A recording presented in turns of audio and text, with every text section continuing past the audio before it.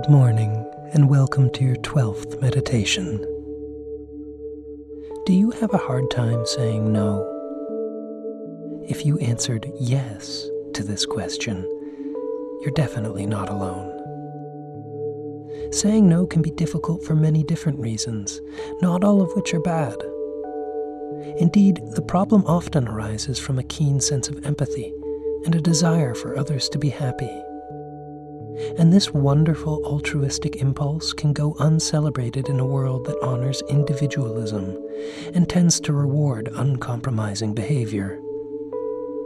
Rather, this kind of considerateness for the comfort and happiness of others is often regarded as weakness, lack of character, acquiescence. So if you struggle with saying no, don't punish yourself.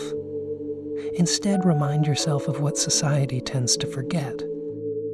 Your impulse to accommodate others may well come from a place of love and care. Celebrate that impulse. It is beautiful and it should be encouraged. Now, difficulty saying no doesn't always come from such a positive place. It can also stem from fear. Fear of confrontation, fear of incurring the wrath of others, or just fear of your own discomfort. Of course, fear motivates countless human behaviors and decisions.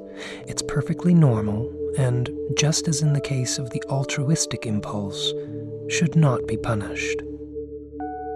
In fact, these two apparently opposite impulses can be so bound up with one another that it's very difficult to distinguish between them. How then can we know when is the right time to say no? And when that time comes, how do we make that action easier for ourselves? One of the best ways to ensure that you're saying no when you need to is to give yourself time. Time to consider your feelings on the subject and to decide what is important to you. Often, all that's required to give yourself the time to ponder is a simple, "Let me get back to you on that." Don't avoid the question, because that will likely only heighten your discomfort. Take a second. If the question was posed in person in real time, excuse yourself for a moment if you need to. Be with the problem. Breathe. Consider what you want. Consider how much the other person needs you to do what they're asking of you. The answer will usually come to you fairly quickly. Now make up your mind to stick with that answer.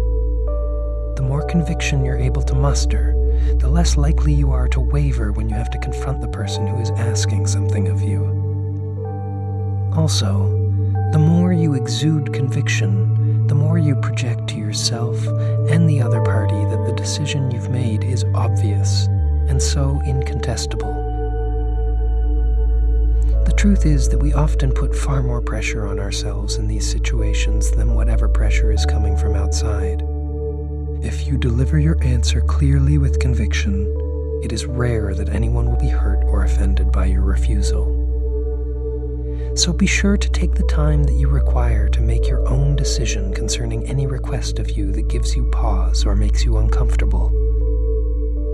If you don't give yourself that time, and you're the type of person who tends to accommodate others, you risk having all your decisions made for you. And that means living according to values that are not your own, and very possibly being unhappy as a result. You will slip up.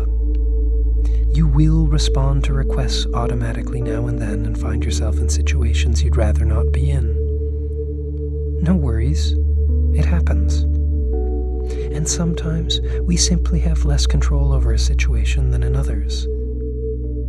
Just keep trying your best to make every response a conscious and genuine one, and you will start to minimize those uncomfortable situations.